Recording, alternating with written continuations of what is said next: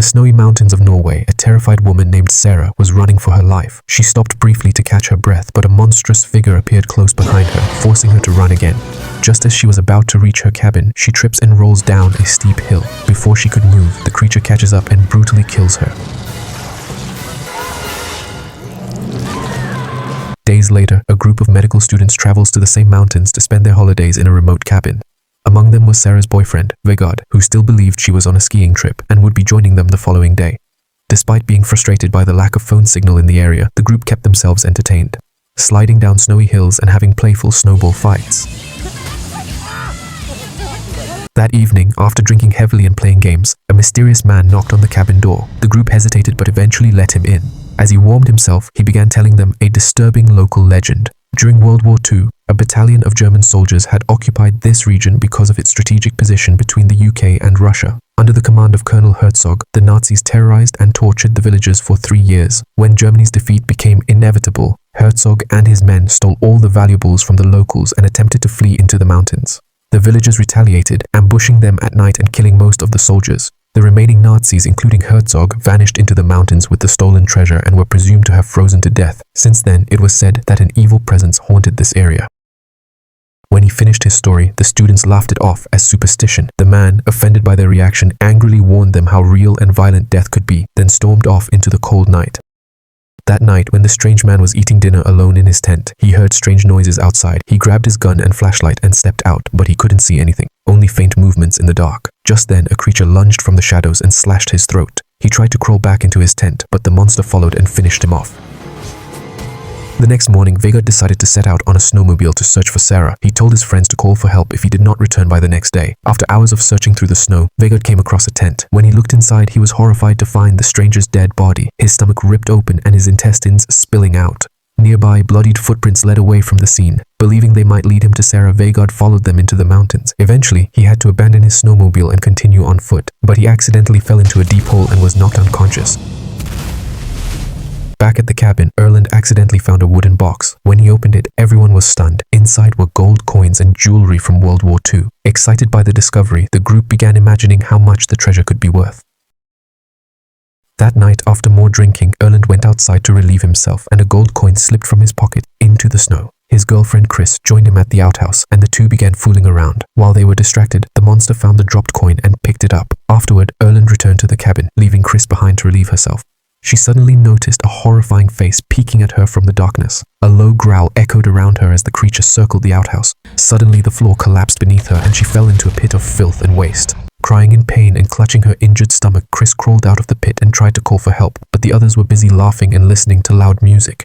Before she could reach the cabin, the monster leaped from the shadows and dragged her away.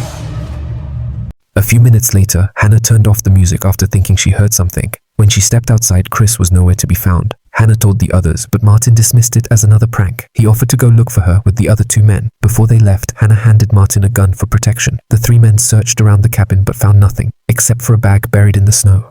When they brought it inside and opened it, they were horrified to find that it belonged to Sarah. Liv wanted to go search for her immediately, but the others argued it was too dangerous. Hannah glanced out the window and was relieved to see Chris standing there, until she realized it was only Chris's severed head being held by someone outside. Screaming in terror, she slammed the door shut and pushed furniture against it. Liv approached the window only for a rotten hand to smash through the glass and grab her by hair. The others pulled her back while the monster tried to drag her out. Martin hesitated to shoot because she was too close, so Hannah cuts Liv's hair and frees her. They then barricaded the door with a couch and armed themselves with knives from the kitchen. When they peeked through the window again, they saw multiple zombie-like creatures moving outside. Moments later, the cabin began to shake, and the lights flickered as one of the zombies smashed a window and tried to climb in. Martin fired his gun, hitting the creature, and the group used a table to block the window. A second zombie reached through the doorway, and the group used the couch to block it. Erland, frozen in terror, failed to move, giving another zombie the chance to grab him through the window. The others rushed to pull him back, but a second creature appeared behind Erland and shoved its decaying fingers into his eyes and mouth. The zombie then ripped his skull open, causing his brain to fall to the floor before dragging his body into the snow. By the next morning, the remaining survivors gathered their courage and decided it was time to leave the mountain. Their cars were parked far below at the base, so they made a plan. Roy and Martin would go outside first to create noise and act as bait, while Liv and Hannah would sneak away quietly to search for the vehicles. The men shouted and banged on objects, but no zombies appeared. They assumed the monsters must hate sunlight and thought it might be safe to move in daylight. Meanwhile, Vegard finally regains consciousness inside the deep hole where he had fallen and realizes it was part of a larger underground cavern. Finding a thin layer of snow above him, he broke through and climbed out. After gathering supplies from his snowmobile, he crafted a torch and went back inside to explore. The flickering light revealed open graves, scattered weapons, and a Nazi flag hanging on a wall. Proof that the stranger's story about Nazi soldiers had been true. His horror deepened when he spotted Sarah's severed head lying among a pile of rusted helmets. Before he could react, a zombie suddenly appeared behind him. Vegard reacted fast, punching it to the ground, but the creature fought back, throwing him out of the cavern. The zombie then tried stabbing Vegard with a knife, but he managed to grab it away. Vegard then grabbed the creature's own helmet and smashed it against its head repeatedly until it collapsed.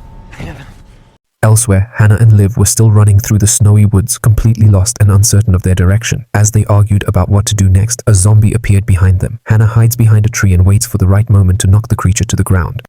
Unfortunately, several more zombies emerge from the trees and quickly surround Liv. Moments later, she wakes up to find the zombies devouring her organs. In her final moments, she reaches for a grenade attached to one of the soldiers' belts and pulls the pin. The explosion killed all the nearby zombies, along with Liv herself. The sound and smoke from the blast draws the attention of the zombie army. As the horde begins searching the forest, Hannah climbs high into a tree to hide. But a startled bird sitting on a nearby branch began screeching loudly, revealing her position. She tried to silence it, but the noise had already attracted a zombie that began climbing after her. She then snatched a sharp branch, leapt from the tree, and landed directly on the zombie below. Another zombie began chasing her through the woods until she reached the edge of a frozen cliff. Hannah then began stomping hard on the icy ground beneath her feet until it cracked, sending both her and the zombie plunging into the abyss. Minutes later, Hannah regained consciousness, buried under snow. She dug her way to the surface, only to realize that the zombie had survived the fall too.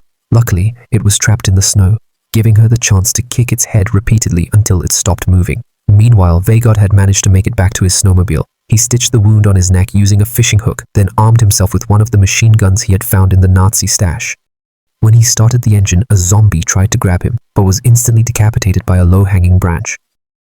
Back at the cabin, Martin was struggling to keep zombies from climbing through the windows while Roy prepared a Molotov cocktail. Unfortunately, the bottle hit the wall instead and set the cabin on fire. The men had no choice but to flee the burning cabin and take refuge in a nearby tool shed. From a distance, Colonel Herzog saw the smoke rising from the burning cabin and commanded his zombie army to move toward it. As the zombies approached, Roy and Martin armed themselves with whatever they could find and stepped outside to face the horde. But no matter how many they killed, more kept coming, surrounding them on all sides. Just as it seemed hopeless, Vegard arrived on his snowmobile, firing the mounted machine gun. The three survivors believed they had finally won the fight. But before they could even catch their breath, more zombies suddenly appeared behind Vegard and stabbed him from every direction. With horrifying strength, they pulled him apart, tearing off his arms, legs, and finally his head. Martin and Roy stood frozen in shock for a second, then charged at the horde to avenge their fallen friend. Martin killed every zombie that came near him. He was so blinded by anger that when someone touched his shoulder from behind, he turned and attacked without thinking, only to realize that it was Hannah. Bleeding and in shock, Hannah collapsed to her knees before falling to the ground. Martin dropped his weapon and rushed to her side, holding her as she took her final breaths. Before Martin could even process what he'd done, Colonel Herzog appeared with 6 of his soldiers. Martin grabbed his gun and opened fire, gunning down most of them. But when his bullets ran out, one zombie tackled him to the ground and bit deep into his arm. Before the infection could spread, Roy rushed over and smashed the creature's skull with his hammer. Martin knew he couldn't risk turning into one of them, especially not a Nazi zombie. He grabbed a chainsaw and without hesitation cut off his own arm. But moments later, another zombie crawled out of the snow and bit him in the groin. Martin screamed in pain, kicked the creature away and crushed its head under his boot. This time, he refused to cut off anything else. Suddenly, a deafening roar echoed through the mountains. All around, the ground began to move as dozens of Nazi zombies emerged from beneath the snow. Martin and Roy realized they were surrounded and started running for their lives. As they raced through the forest, Roy got tangled in a cluster of branches. Before he could free himself, several zombies reached him, hitting him across the head and slashing open his stomach. Herzog walked up to Roy's body and carefully took the watch from his wrist, the same one that had belonged to him during the war. Seeing this, Martin finally realized that Herzog and his army weren't just killing for revenge. They were looking for their lost treasure. He quickly ran back toward the burned-down cabin and dug through the smoldering ashes until he found the old wooden box. As Herzog and his zombie army surrounded him, Martin handed the box to them. Herzog took the box and stepped back, and the zombies stopped their attack immediately. Martin turned away and walked off into the darkness, and hours later, he finally reached the base of the mountain. He spotted his car still parked where they had left it and climbed inside, hoping it was finally over. But as he searched his pockets for the car keys, a single gold coin slipped from his hand and fell onto the seat. Before he could react, Herzog suddenly appeared outside the window. With a terrifying growl, the undead commander smashed through the glass, reaching in to attack.